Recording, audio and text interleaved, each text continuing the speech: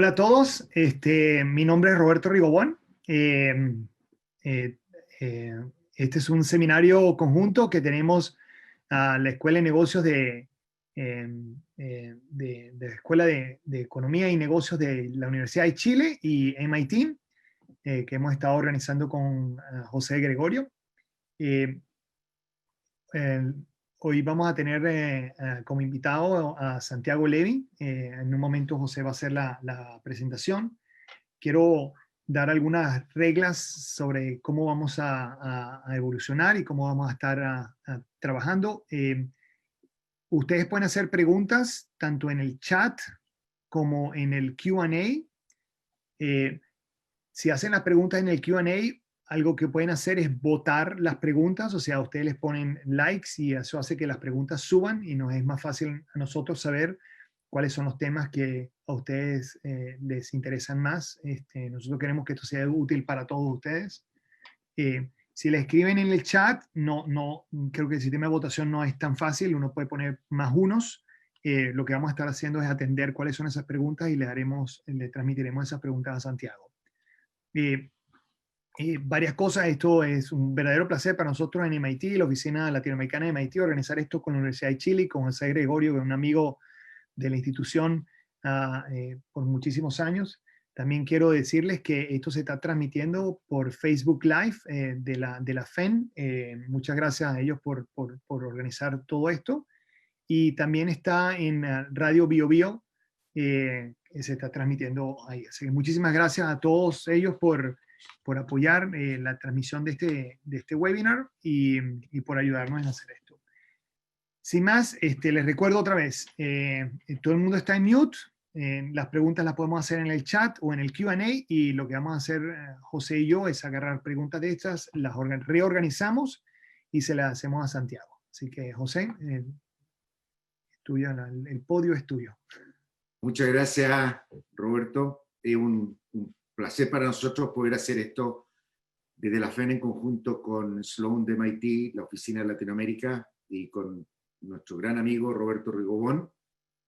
Y además hoy día tenemos también un destacadísimo economista mexicano, ¿no es cierto?, que sus conocimientos no solo de México, sino de toda Latinoamérica, es de los que ha trabajado mucho en esto, Santiago Levi. Santiago, y para presentarlo, hizo su maestría y doctorado de economía en la Universidad de Boston. Posteriormente hizo un postdoctorado en la Universidad de Cambridge.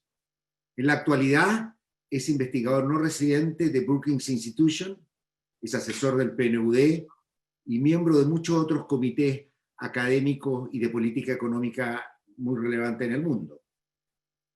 Su cargo más reciente y donde tuvimos la oportunidad de seguirlo bastante, fue vicepresidente del Banco Interamericano de Desarrollo y economista jefe entre los años 2008 y 2018.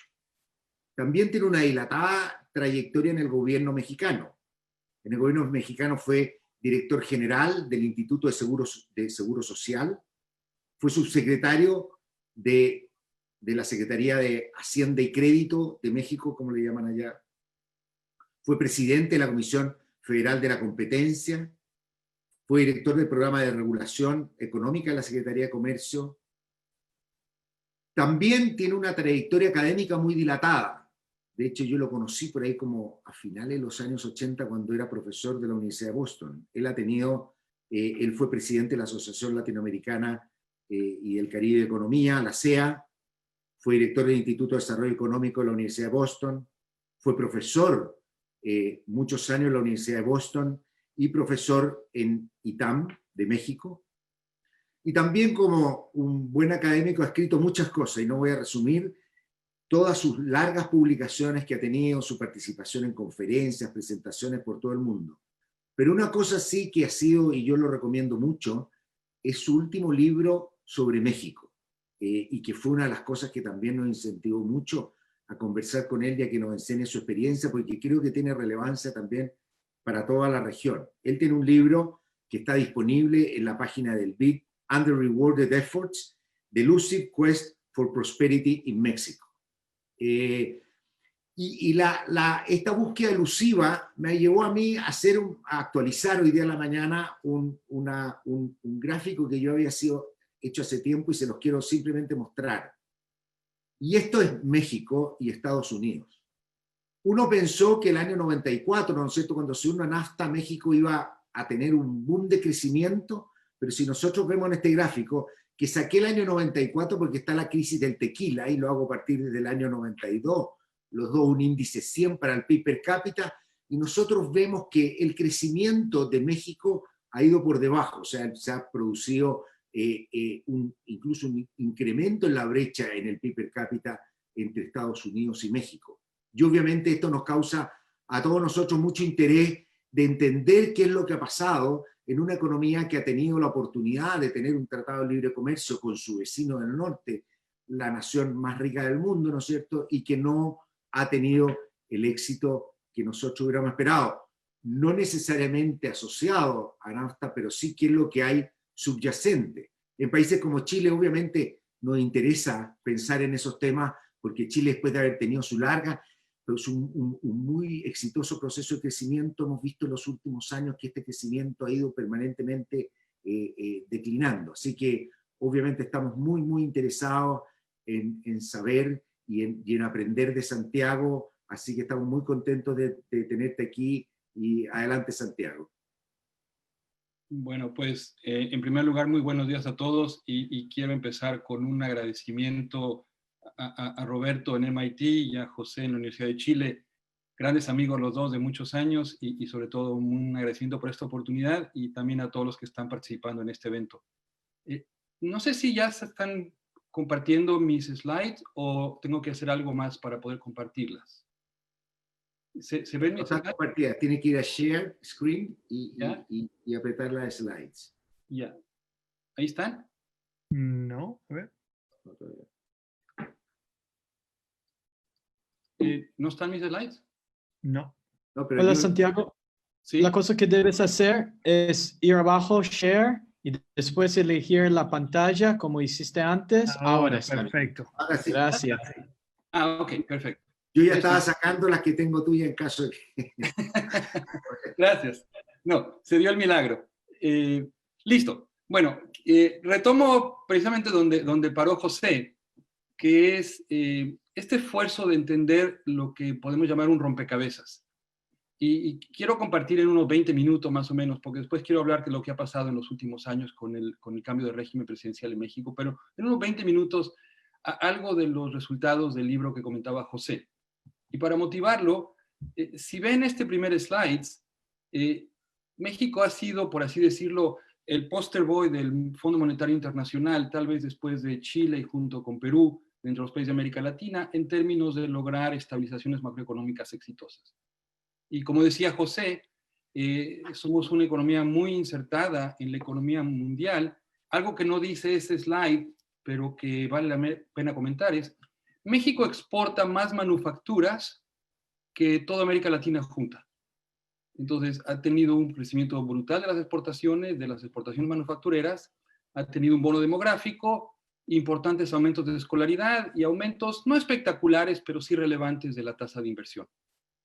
Y en el periodo que yo estudio, que son las 2 décadas posteriores a la crisis del tequila, lo que uno encuentra es que, con excepción de Venezuela, México es el país de la región que más ha crecido. Entonces la pregunta es, ¿por qué un país que ha hecho tantas cosas bien crece tan lentamente? Ese es un poco el rompecabezas. Y si hacemos el ejercicio contable, aquí no hay nada de conducta ni de explicación, simplemente un ejercicio contable, en donde nos preguntamos por qué el crecimiento de México ha sido tan lento. De ese ejercicio resulta que no es por un problema de la aportación del capital al crecimiento, en este típico contabilidad del crecimiento, growth accounting, tampoco es un problema por el crecimiento del trabajo. Lo que sorprende mucho es que en las 2 décadas que estamos estudiando, a pesar de todo lo que comentábamos en la diapositiva anterior, la productividad de México no creció. De hecho, bajo ciertas estimaciones, la productividad de México cayó. Entonces, una pregunta que uno se hace, que es la misma que se estaba haciendo José, es ¿por qué en un país en donde los individuos están crecientemente educados, que gozan de estabilidad macroeconómica y gozan de acceso a los mercados internacionales, ¿por qué está estancada la productividad? Y lo que yo hago en el libro es simplemente tratar de entender los determinantes microeconómicos de este número agregado que es la productividad.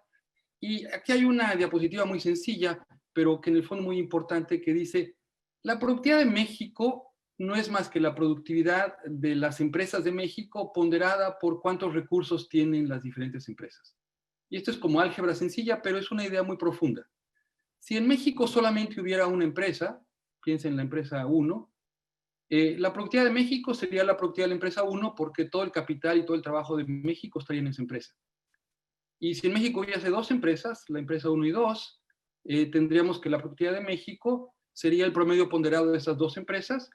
Y si hay N empresas, la productividad de México es la productividad de las N empresas que están en México, ponderada por la ponderación que tiene cada empresa dentro del total.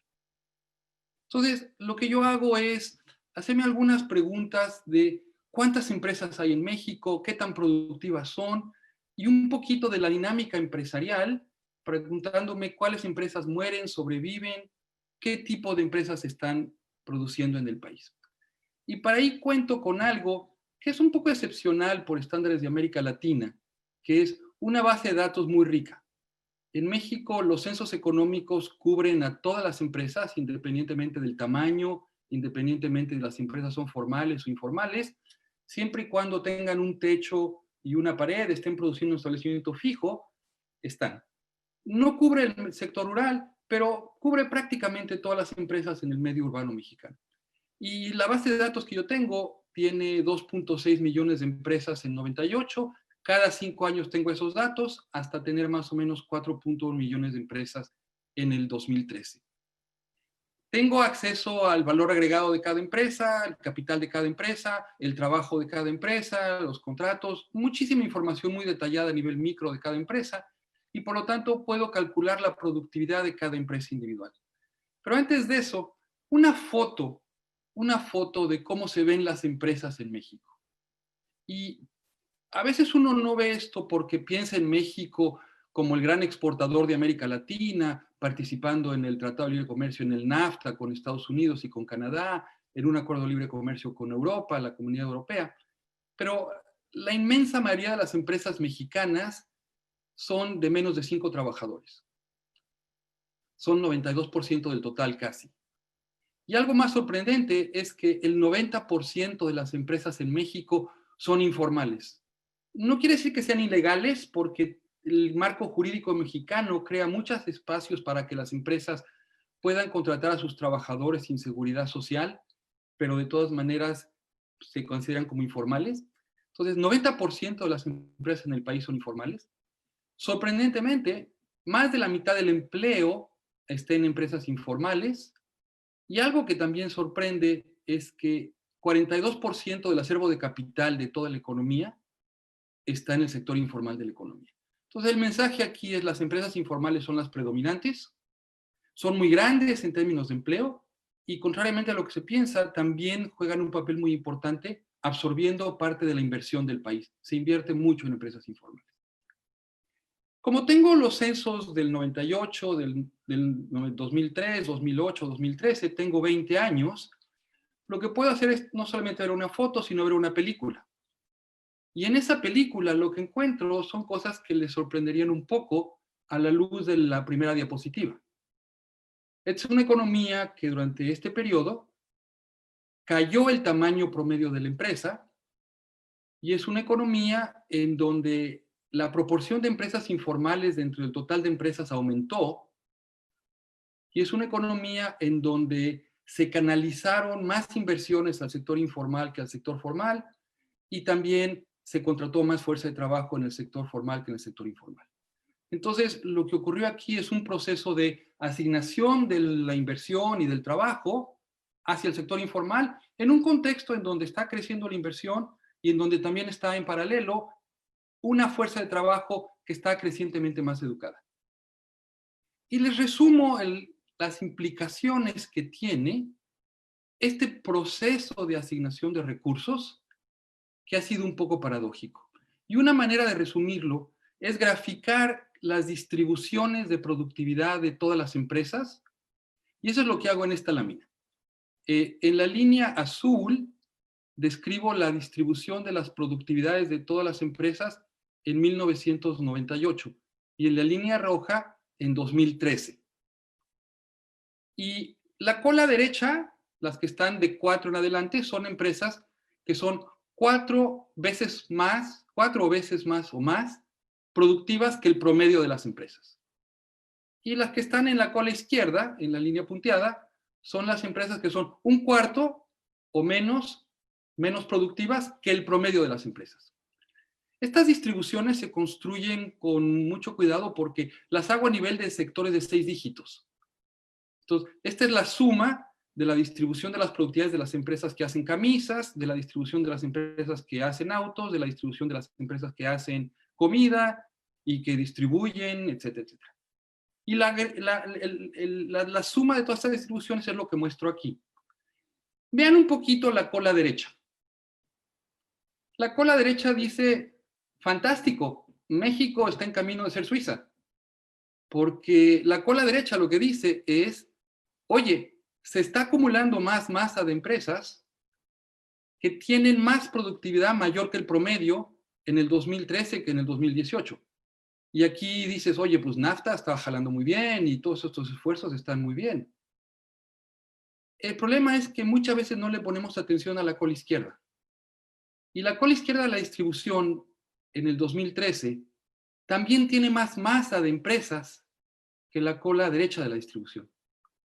Y de hecho, como les mostré en la diapositiva anterior, en términos de la cantidad de capital y de la cantidad de trabajo, de hecho se acumuló más capital y más trabajo en la cola izquierda de la distribución que en la cola derecha de la distribución. Y recuerden que la productividad agregada no es más que el promedio ponderado de las productividades de todas las empresas. Entonces, ¿qué es un poco lo que está pasando en México? Lo que está pasando en México es un proceso en donde se está polarizando la distribución de las productividades. Hay un subconjunto de empresas que están teniendo un excelente desempeño, que están teniendo aumentos importantes de productividad y que están jalando el promedio de la productividad del país hacia arriba. Pero hay otro subconjunto de empresas que están jalando el promedio de la productividad del país hacia abajo. Y en el caso de México, el resultado de ese proceso fue 0 crecimiento de la productividad. Sin entender la heterogeneidad que existe al interior del país, es imposible entender el proceso de crecimiento de México.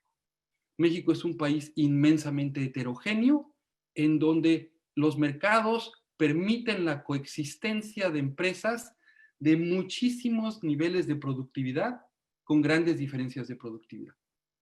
Muy rápido, en el libro tengo un panel de datos en donde puedo seguir a las empresas directamente las mismas empresas. Y entonces puedo hacer una cosa con cierta precisión de saber si una empresa aumentó de productividad en 5 años, si entró una empresa más productiva, si salieron una empresa menos productiva. Y sin entrar en todos los detalles, lo que encuentro es que el señor Schumpeter nunca vino a México. Nunca puso un pie en México.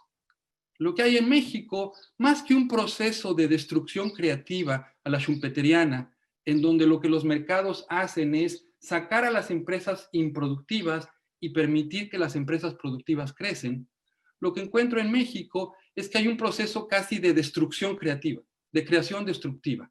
Se invierte mucho en empresas improductivas, la mayor parte de ellas informales. Muchas empresas improductivas sobreviven y lo que es más preocupante, muchas empresas productivas mueren y las que sobreviven no crecen. No pongo aquí los gráficos por razones de tiempo, pero esto está muy detallado en el libro. Y un punto que es importante hacerse entonces es, y en estas discusiones sobre crecimiento y todo, es la gente se hace la pregunta, oye, ¿qué es lo que está pasando en México? ¿Hay mucha informalidad porque hay muy baja productividad? ¿O hay muy baja productividad porque hay mucha informalidad? Y lo que yo argumento en el libro es que esa es la pregunta equivocada. Lo que yo argumento en el libro es que lo que tenemos que preguntarnos es ¿qué políticas públicas en México están al mismo tiempo induciendo la asignación de capital y trabajo hacia empresas informales que tienen más baja productividad? Y no voy a entrar aquí a discutirlo con detalle, pero lo que hago es irme al entorno microeconómico del país. No a las grandes cosas que nos preocupan siempre a veces cuando pensamos en crecimiento. El régimen comercial y de inserción, no que no sea importante, sí es muy importante, y no la estabilización macroeconómica o el proceso de acumulación de capital humano o el proceso de acumulación de capital físico en lo agregado. Lo que hago es entender un poquito los incentivos que tienen las empresas y los incentivos que tienen los trabajadores al ver el régimen regulatorio en tres grandes áreas. En la parte laboral, todo lo que tiene que ver con la contratación y despido de trabajadores, lo que tiene que ver con los sistemas de seguridad social contributivos y no contributivos, los costos, la calidad, los beneficios, el sistema tributario, todos los regímenes de impuestos a las empresas, que en México son sumamente complejos y que cuando ya ven el detalle encuentran que hay muchas trabas al crecimiento de las empresas, muchas discontinuidades, muchos subsidios a que las empresas sean pequeñas, muchos subsidios a las empresas informales y finalmente el régimen de regulación de mercados, en donde con independencia de la competencia externa que viene por NAFTA y los tratados de comercio internacional, los mercados tienen grandes problemas de funcionamiento porque el régimen jurídico es muy importante, porque los contratos no se cumplen de una manera adecuada, lo cual reduce el acceso de las empresas al crédito y tiene grandes problemas microeconómicos. Un dato interesante es que el cociente de crédito a PIB en México es similar al de un país sudafricano, a los países del África subsahariana. Entonces, esto refleja de que hay problemas microeconómicos fuertes al interior del país. Y voy a concluir aquí un poquito para pasar a hablar más recientemente de desarrollos recientes. Es que la manera de pensar en México en los últimos 20 años es releer a Homero en el poema de la Odisea. Y si recuerdan la Odisea en el poema de Homero, cuando Ulises, después de triunfar en Troya contra los troyanos, está de regreso a Ítaca, se pierde en el mar Egeo y su esposa Penélope está esperando, pero tiene muchos consortes que se quieren casar con ella porque pensaron que el rey se había muerto. Y Penélope entonces de día tejía una chambrita y en la noche la destejía. Y México es como Penélope. México de día hace un excelente manejo macroeconómico, firma tratados de libre comercio, invierte en la educación y hace reformas sectoriales, algunas muy vistosas, y de día está muy ocupado tejiendo la chambrita. Y de noche, a través de sus instituciones y sus reglas fiscales, a través de sus regímenes laborales de aseguramiento social, a través de las deficiencias de su sistema de contratos y a través de todo un conjunto de un enjambre microeconómico, deshace lo que tarda del día. Y al final, el resultado de este proceso fue que los esfuerzos de todos fueron mal recompensados y el país se estancó. Ahí termina un poquito la historia de México, digamos, en 2018, que tiene ciertas lecciones para América Latina, porque si uno trata de entender por qué en países como Colombia, como Perú, como Centroamérica, como Bolivia, ha habido un proceso también de estancamiento de la productividad agregada, uno tiene que pensar en la inmensa heterogeneidad productiva que hay en esos países, en estas distribuciones de productividad, y tiene que pensar en los procesos microeconómicos institucionales que tienen con los incentivos de las empresas y tiene que pensar en la dinámica empresarial. Arreglar la macro y arreglar el régimen de libre comercio es muy importante, pero la lección para América Latina es que si no arreglamos todo este enjambre de la micro, la productividad se va a estancar, se va a polarizar la economía. Detrás de esto hay un proceso de polarización del ingreso y esto no está dando los resultados que todo el mundo estaba queriendo. Paso ahora a dedicarle algunos minutos a el régimen del presidente López Obrador. Una preguntita, Santiago. No tenemos más slides para dejar. Hasta aquí estoy. Sí, ya no tengo más slides. Ok, entonces déjame, perfecto. Ya para que nos unamos. Perfecto. Continúa, perdón que te interrumpa. No, para nada, Roberto, gracias. Entonces piensen ahora en una sociedad en donde las expectativas han sido un poco frustradas, el crecimiento del ingreso per cápita se ha estancado y algo que no comenté antes, una sociedad en donde la inseguridad pública ha aumentado fuertemente por problemas del narcotráfico, por problemas de bandas, y una sociedad en donde la percepción de corrupción es una percepción muy profunda, sobre todo en la administración anterior del presidente López Obrador, la administración del presidente Peña Nieto. Entonces piensen en una sociedad que tiene 2 décadas, en donde después de unas expectativas creadas por la estabilización económica, por NAFTA y por procesos de reforma, no ve mejoras en su productividad, no ve mejoras en los ingresos reales y ve un proceso asociado con mucha corrupción y también problemas de inseguridad pública. Ese es el trasfondo, el contexto que lleva a la elección del presidente López Obrador, que entra con 3 grandes mandatos, con 3 grandes promesas a la sociedad mexicana. La primera es combatir la corrupción, la segunda es mejorar la seguridad pública y la tercera es un proceso de redistribución hacia todas aquellas personas que no estaban siendo beneficiadas del proceso de inserción de México en la economía mundial y del proceso de muy, muy lento crecimiento que en términos gráficos están en la cola izquierda de la distribución en un conjunto de microempresas, autoempleados y en todo tipo de ocupaciones. El presidente se elige con ese mandato y en el curso del 2019, desafortunadamente, el presidente mantiene un gran rigor en el manejo de la política macroeconómica. En eso no hay ningún rompimiento con el pasado. Mantiene los compromisos de apertura comercial a través de los tratados de libre comercio, a pesar de Trump, y los renegocia con Trump. Y, sin embargo, genera un conjunto de decisiones en materia de política pública, las habrán visto en los periódicos, cambia de lugar un aeropuerto al que se había invertido mucho y genera mucha incertidumbre que hace que la inversión en México se desacelerara en el 2019. Yo lo resumo de la siguiente manera.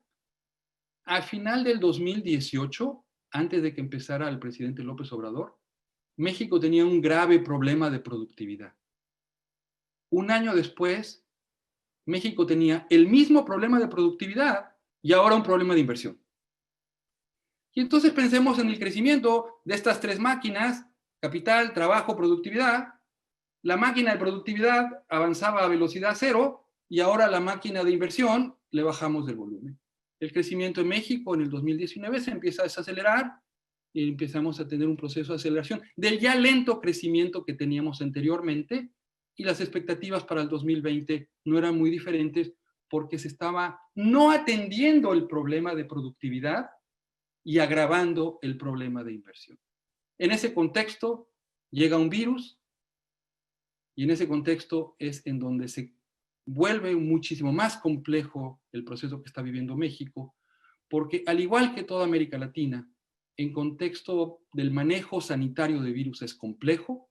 Nuestros sistemas de salud pública no están bien preparados, nuestros sistemas de información para hacer pruebas, y en los contextos en donde hay barrios marginados con alta informalidad, los confinamientos no son tan eficaces y las infecciones siguen. Entonces, el proceso sanitario está en una etapa muy compleja, pero, y ya estoy por concluir, a diferencia de la mayor parte de los países de la región, la ortodoxia financiera del presidente,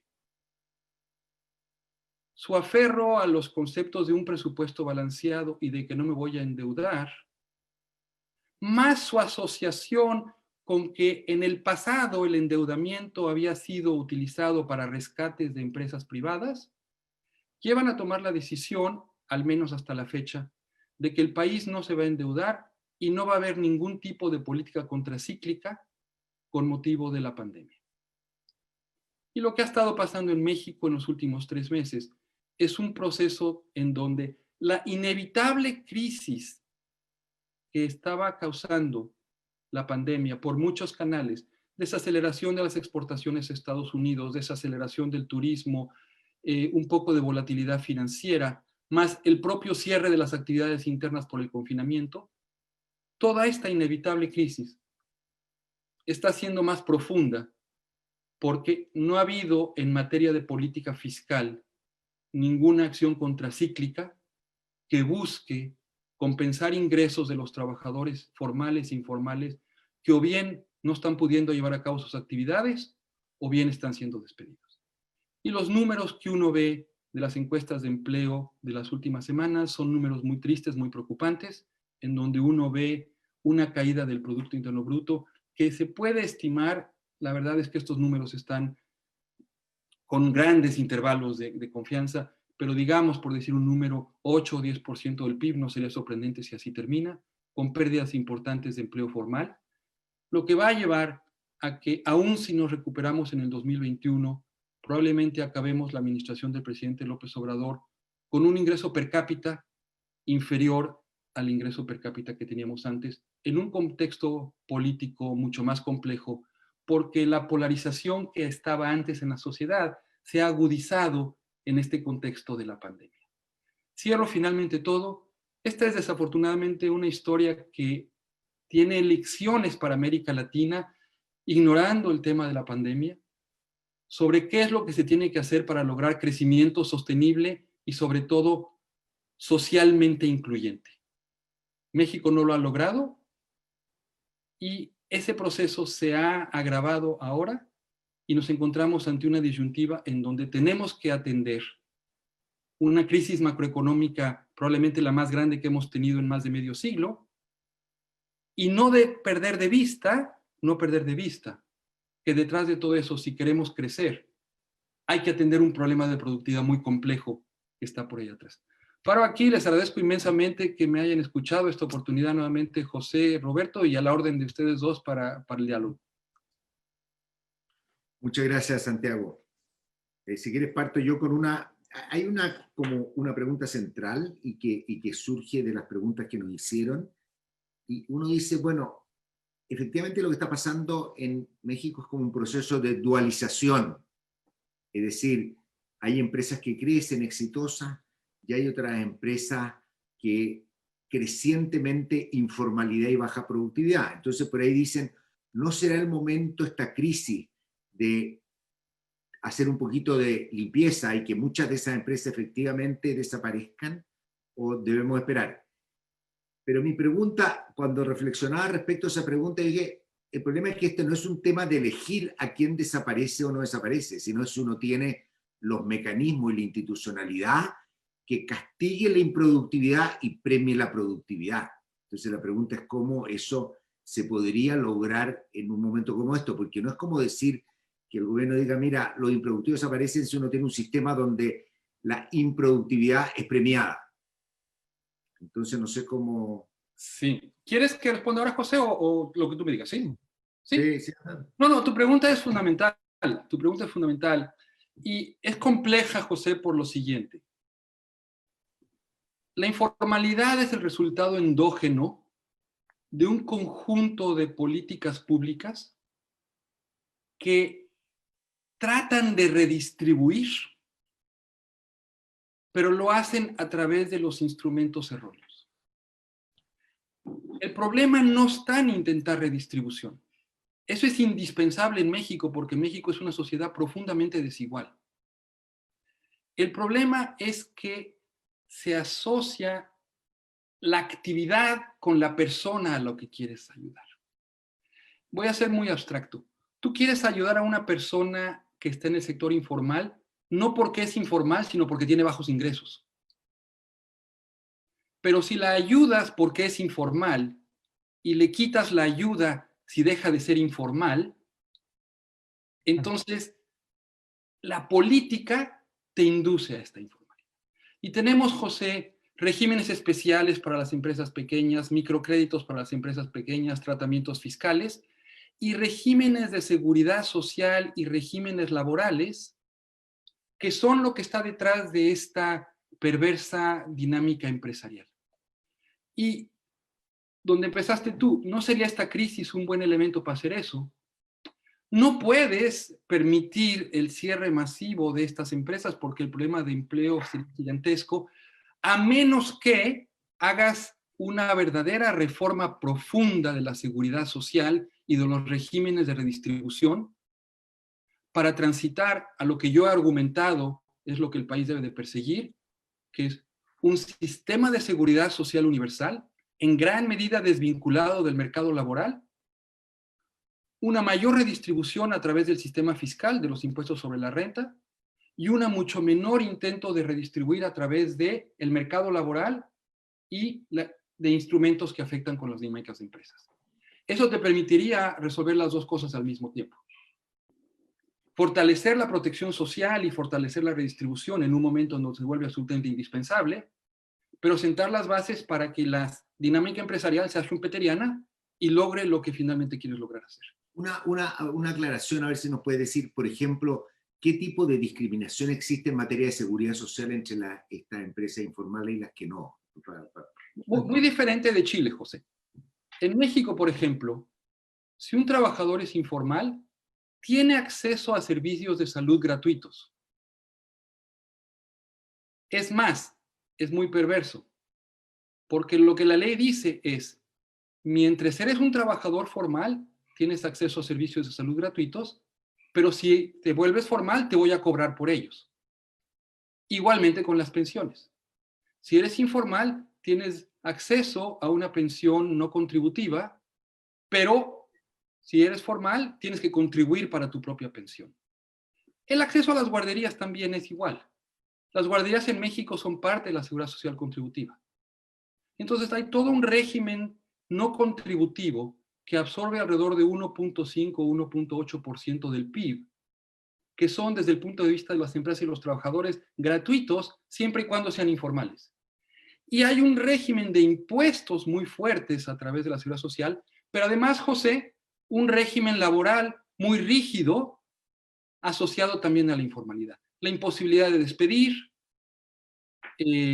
la legislación sobre fiscal también cambia, lo que tienes que pagar de impuesto sobre la renta también cambia. Entonces, todo eso constituye este régimen dual en la parte social, José, que se refleja en este régimen dual en la parte productiva. Una pregunta relacionada con esto. De hecho, lo hace uno de los participantes, la voy a refrasear un poco, pero si tuviese que escoger un momento para empezar a eliminar estas empresas que son ineficientes, ¿sería este el momento apropiado? Porque claramente ahorita la situación hacia todas las empresas más vulnerables. ¿Sería este el momento para que México elimine alguna de estas empresas poco rentables para que se flexibilice las leyes laborales para que se pueda ver los despidos en este momento? ¿O? Siempre y cuando, Roberto, primero construyamos el sistema de seguridad social universal. Ok, o sea que este no es... La secuencia es vital. La secuencia es vital. Porque si no, el costo social es un costo impagable y va a acabar polarizando aún más a la sociedad. Sería sumamente injusto, innecesario y probablemente ineficiente. Entonces, lo primerísimo que hay que hacer, en mi opinión personal, es construir un régimen universal de seguridad social desvinculado de todas estas condicionalidades, José. Esto requiere una reforma fiscal, sin duda. Y luego, progresivamente, cuando tienes un tejido de protección social mucho mejor, mucho más denso y mucho menos discriminatorio, entonces puedes empezar a revisar otras disposiciones. Por ejemplo, Roberto, en México no tenemos seguro de desempleo, a diferencia de Chile. No, yo sé, sí. Entonces, hay que crear primero el seguro de desempleo antes de hacer todas las demás cosas. Sí. Es por eso que lleva la ayuda sea directamente a la informalidad. Sería directamente. Por eso lo tienen que hacer a través del mercado laboral. Correcto. Porque, claro, al no tener una... Y por una cosa más, Roberto, que es nuestras constituciones, la mexicana es muy clara aquí, pero esto aplica también en América Latina. Aplica en Perú, aplica en Colombia, aplica mucho en Centroamérica. Nuestras constituciones asocian la seguridad social con la figura del trabajo asalariado, el trabajador dependiente en relación de subordinación. Nuestra seguridad social deja fuera a todos los trabajadores por cuenta propia, en muchos casos a los trabajadores del medio rural, a las trabajadoras domésticas. No es igual en todos los países, pero en general tenemos profundos problemas en el diseño bismarckiano de nuestra seguridad social, que está totalmente superado por las realidades de los mercados laborales, pero que seguimos con instituciones que tienen 70, 80 años de estar ahí y que ya no están caducas, están obsoletas. Respecto a una otra pregunta que ha surgido, hay varias, pero ¿cómo se relaciona todo esto, todo este problema, preguntan este problema, digamos, llamémosle fomento de la informalidad o no premio a la productividad. ¿Cómo se relaciona esto con altos niveles de corrupción o con cosas, una estructura oligárquica, dicen por ahí? ¿Cómo esto repercute en el diseño de políticas que fomentan eso, o si repercute? Sí, sí, excelente pregunta. México es un país que la diferencia entre lo que es de jure y lo que es de facto es grande. La aplicación de la ley es muy imperfecta en México. Y si bien todos son iguales frente a la ley, unos son más iguales que otros. Eso quiere decir que la capacidad de los grupos de muy alto ingreso de extraer rentas de la población, a veces legalmente, a través de concesiones, etcétera, etcétera, a veces medio ilegalmente por conductas monopólicas y a veces totalmente ilegal a través de corrupción, reproduce en la parte alta de la distribución un segmento de la población que vive con grandes privilegios, que está totalmente alejada de esta problemática, que a lo mejor paga impuestos sobre la renta, más o menos, y que no tiene ningún interés directo en que toda esta dualidad se resuelva, porque ellos manejan empresas en la cola derecha de la distribución, integradas al mercado mundial, en muchos casos amparadas bajo NAFTA, José, a el sistema jurídico americano para propósitos de resolución de disputas. Y entonces el incumplimiento de la ley y este ámbito de corrupción, búsqueda de rentas, influentismo, sin duda alguna no contribuye a resolver el problema de productividad y agrava el problema de desigualdad y sentido de privilegio. Sí, la diferencia que varios también preguntan, y a todos nos queda un poquito la duda, lo que tú dices informal, pero no ilegal. Nosotros en general entendemos cuando hay estructura de buen gobierno, rule of law, que informalidad es ilegalidad. Pero en México, aparentemente tú eres informal, pero no ilegal. Excelente pregunta. Excelente pregunta. Es correcto. Y regreso. La Constitución y la Ley de Trabajo dice que solo cuando las empresas tienen trabajadores asalariados están obligadas a contribuir a la seguridad social. Y están obligadas a observar las leyes de despido y las leyes sobre el salario mínimo. Pero te doy un ejemplo de una empresa que legalmente evade todo eso. Soy una empresa en donde me constituyo con la familia, el papá, la mamá, 2 hijos, tal vez el primo. No hay relaciones de subordinación ni de dependencia entre nosotros. No pagamos salarios, sino que somos rentas, distribución de profits, de profit sharing, la manera que tú quieras. Esa empresa en México es informal, es totalmente legal, no incumple con ninguna ley, y a esa empresa chiquita, probablemente muy improductiva, se le dice, te vamos a regalar la salud de todos los que están en la empresa y les vamos a dar una pensión no contributiva. Hay un segmento de informalidad que también es ilegalidad. Hay empresas que contratan trabajadores en relación de subordinación y dependencia e incumplen con la ley. Pero eso es un segmento menor de la informalidad en México. Estaba en las láminas numéricas que yo mostré antes. Algo que sí es importante señalar, y por eso tu pregunta es muy relevante, o la pregunta de la persona que lo hizo, porque en México el problema de informalidad no es un problema de fiscalización de las leyes. Es un problema del diseño del marco jurídico total. No se va a resolver con estas leyes haciendo que se cumplan más. Se tienen que cambiar desde la Constitución y muchas leyes para lograrlo. Esto es algo muy ligado a lo que estás hablando. Hay una pregunta, si la reforma de los impuestos que estás pensando sería consistente con una reforma o una mejora en la productividad. Depende de cómo se hace, Roberto. Depende de mucho de cómo se hace. Sí, te voy a un poquito de tecnicismo, pero es relevante. En México, por ejemplo, el impuesto al valor agregado recauda menos de 4 puntos del PIB. En Chile, corrígeme José, recauda más de 8 puntos del PIB. Sí. La diferencia no está tanto en las tasas. La tasa chilena es un poquito más alta que la tasa mexicana. La diferencia está en que el 45% de la canasta de consumo en México está exenta del impuesto. No. Entonces, además, las empresas pequeñas que están en regímenes especiales no participan en el IVA. El IVA es otro factor que segmenta a las empresas.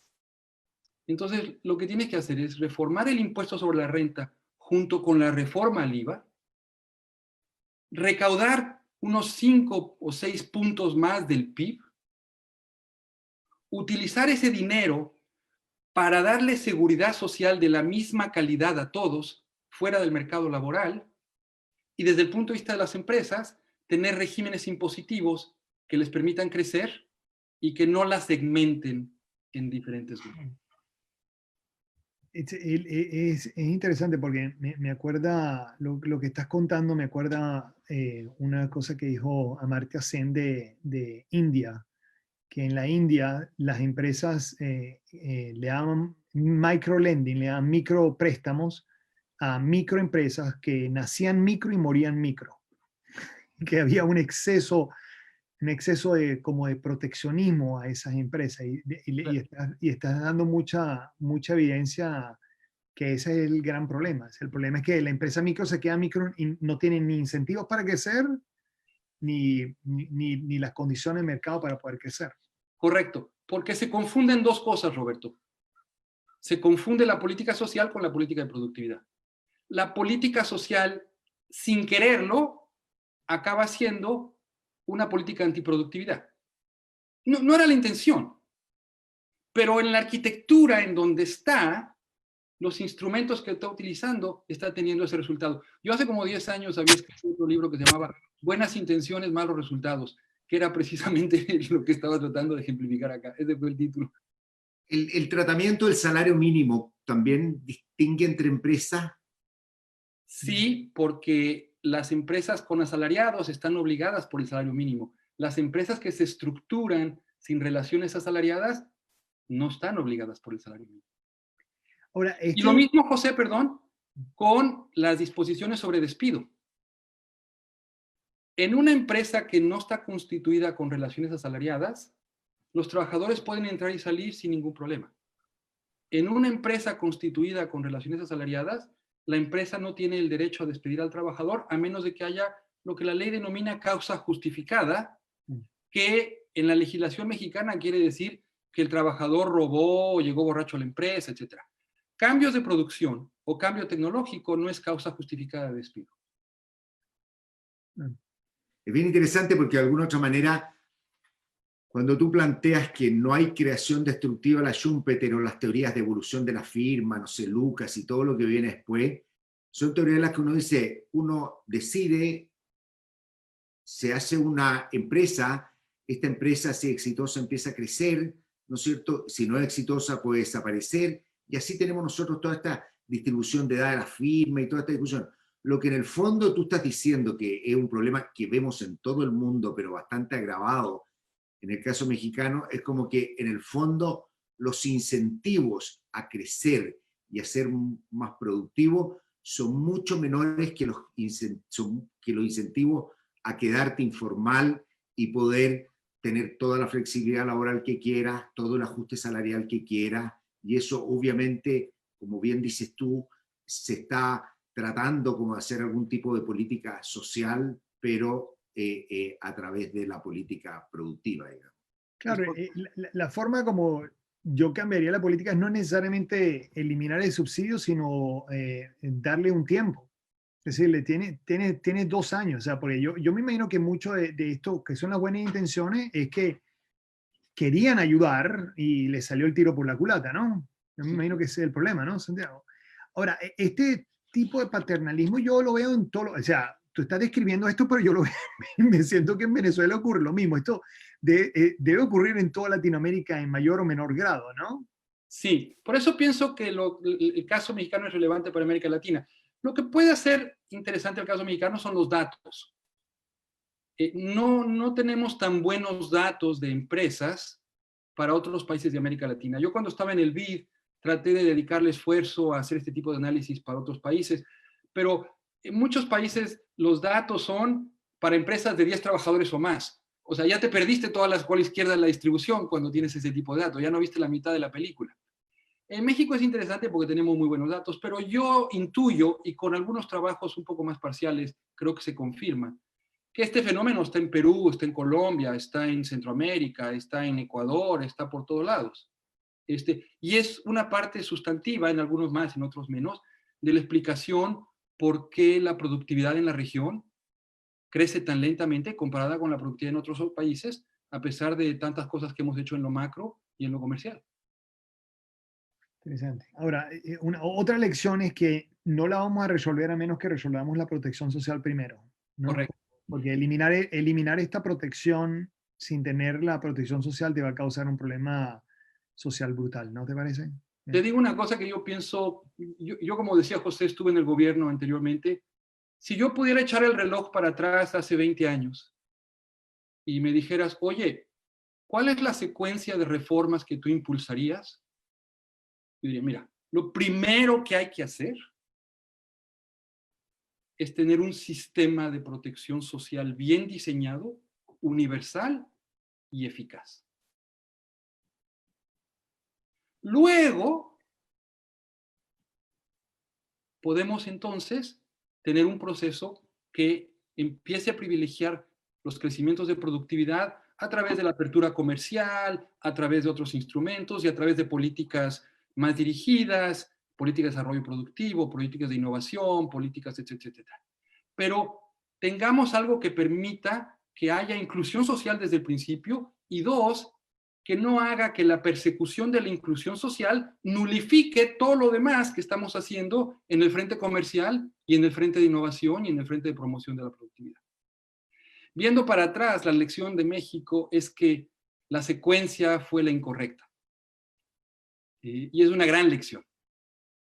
Y si quisiéramos de hoy en adelante, bueno, lo pasado, pasado, pero de hoy en adelante, si quisiéramos decir, bueno, aprendamos la lección y empecemos ahora a enderezar las cosas. No, no hay razón para no empezar ya, ¿no? Correcto. Y cuéntame en protección social, uy, perdón, José, cuéntame en protección social, ¿cuáles son las áreas que tú tendrías? Antes de eso, un tema que está en las preguntas y tiene mucho que ver con eso. Por ejemplo, en el sistema de pensiones, uno puede diseñar un sistema donde a medida que uno va contribuyendo, va teniendo mejores pensiones y uno establece el sistema de redistribución, pero puede hacerlo, es fácil hacerlo, pensarlo, de que sea, los incentivos sean los correctos para que la gente cotice. En el sistema de salud hay varias preguntas que salen, que es complicado, porque nosotros pensamos, por ejemplo, salud primaria básica para todos. Entonces, ahí decir, mira, si tú eres informal vas a tener un tratamiento menor, peor que el que tiene esta salud básica, no es una cosa que sea muy tragable socialmente. Por lo tanto, uno tiene que, entonces, tal vez yo entiendo en el sistema de pensiones, entiendo en la cosa laboral, entiendo en los seguros de desempleo, que uno dice, mira, si uno ha cotizado, también va a tener un mejor ingreso y uno genera un sistema de incentivos con una protección social. El sistema de salud es un poquito más complicado, sobre todo porque vivimos en países que hay insuficiencia de salud y donde la inmensa mayoría tiene acceso a la salud pública, que obviamente es de mucho peor nivel que el de un país avanzado. Entonces tú no puedes decir, además los informales van a tener algo mucho, mucho, mucho peor. Esa es la única cosa que... Sí. Mira, yo he pensado, y de hecho después de este libro de Esfuerzos Mal Recompensados, escribí otro que de hecho pensé para contribuir con algunas ideas al régimen del presidente López Obrador. Desafortunadamente no tuve mucho eco, pero lo que yo creo que hay que hacer es transitar a sistemas de salud universal que le den a toda la población los mismos tratamientos con la misma calidad y que poco a poco, conforme más recursos vayan siendo disponibles, los tratamientos que se vayan incorporando o llevando a cabo vayan mejorando en alcance. Entonces, y puedes tú promover y facilitar que la gente compre seguros privados complementarios, pero la provisión de salud debe ser universal. Estoy pensando, José, en el National Health Service británico, totalmente financiado de la recaudación general, totalmente desvinculado del estatus laboral de los trabajadores, con una protección realmente eficaz a lo largo de todos. Voy a traer una complejidad adicional en la discusión para entender por qué estoy diciendo esto. El lenguaje que usamos en América Latina para hablar sobre estos temas es muy impreciso y a veces confunde. Los trabajadores en México, tenemos datos también para Colombia y para otros países, transitan entre el sector formal y el sector informal. No es que siempre el mismo trabajador es informal y el mismo trabajador es formal. Hay gente que puede estar 3 años empleado en una empresa, luego decide empezar su propia microempresa. En fin, las empresas a veces cumplen con la ley, a veces no cumplen con la ley. Los trabajadores transitan entre formalidad e informalidad. Entonces, un sistema de salud pública que te dice, te voy a dar estos beneficios ahorita, luego te voy a dar otros beneficios, pero luego regresas a los mismos beneficios, es un sistema de salud pública que es totalmente ineficaz y que, por cierto, duplica las estructuras administrativas y las infraestructuras médicas para dar servicios de salud a los que son en esencia las mismas personas. Entonces, si los financias por fuera del sistema laboral, del mercado laboral, podrías tener una red que va para todos. Y yo pienso con sus detalles, y seguramente hay muchas cosas que se tienen que trabajar, que en México por lo menos, y esto sí lo pongo sobre la mesa, es perfectamente factible, con la infraestructura que ya tenemos, tener un sistema de salud universal ya, y con los recursos que el país pudiera generar fiscalmente, tener un sistema de salud ya. Estamos a 2.5 puntos del PIB de lograrlo. No es mucho dinero para un país para México, como México, sobre todo que tiene una carga tributaria tan baja. En pensiones ocurre una cosa muy interesante, José, que no es muy distinto en ese sentido como el caso chileno, excepto que en el caso mexicano es más perverso. Cuando se crearon las AFPs, en México les llamamos AFORES, la idea es de que la gente iba a estar acumulando en su cuenta individual, llegaba al retiro, compraba una anualidad y ahí tenías el sistema de retiro. La experiencia nos ha mostrado en las últimas 2 décadas y media que las densidades de contribución son mucho más bajas de lo que habíamos pensado. Pero ese lenguaje de densidades de contribución bajas es el otro lado de la moneda del lenguaje que dice, a veces la gente es formal y a veces la gente es informal. Y los sistemas de pensiones diseñados de esta manera no te están funcionando porque solamente estás acumulando para tu pensión durante parte de tu vida laboral. En México es más grave que en Chile, José, por lo siguiente. Ustedes tienen un sistema mejor diseñado con menos discontinuidades. En el caso mexicano, la ley dice que se requieren 24 años de cotizaciones para tener derecho a una pensión. Yo ya tengo los datos de lo que pasó en México entre 1996 y el 2018, de cuando hicimos la reforma para pasar al sistema de cuentas individuales. Te voy a dar un dato que te va a sorprender. De lo que ya pasó en los últimos 20 y tantos años, 2 de cada 3 trabajadores acumulando para su pensión no va a obtener una pensión. Cuando llegue la edad de retiro, le van a devolver en una sola exhibición todos sus ahorros, le van a decir bye bye, no va a haber rentas vitalicias, no va a haber suavización intertemporal del consumo, no va a haber sistema de pensiones. En 2 de cada 3 trabajadores. ¿Y no podrían haber solución de mercado que vendan anualidades? El problema, le van a devolver lo que ahorró. En una sola exhibición. Es lo mismo que, por cierto, ya está pasando en Perú. En Perú. Sí. En México. Y entonces, imagínate a un trabajador que le estás diciendo, oye, vuélvete formal. Aquí pones cada mes un porcentaje de tu salario para tu pensión. Y cuando llega a los 25 años y se va a jubilar, le dicen, mala tarde, lo siento mucho. No llegaste a lo que tenías que llegar, no cruzaste los 24 años. Mira, acá está tu dinero, Chao. El punto que quiero hacer, José, es que estos sistemas pensionarios, lo mismo pasa con un sistema de reparto, por cierto, no es un problema del sistema de capitalización. En un No, sistema de reparto... claro, ¿qué lo califica para el beneficio? Esto no es un problema de exacto. Es correcto, es cuánto tiempo estás cotizando. Claro. Y estás cotizando muy poco tiempo. Los sistemas de reparto tienen el mismo problema. Y entonces, por eso hay que repensar toda esta parte de pensiones en un contexto que vaya más allá de la dicotomía formal e informal. Combinándolo con muchas maneras, y nuevamente no hay una receta única, pero sí tenemos que repensar esto un poco.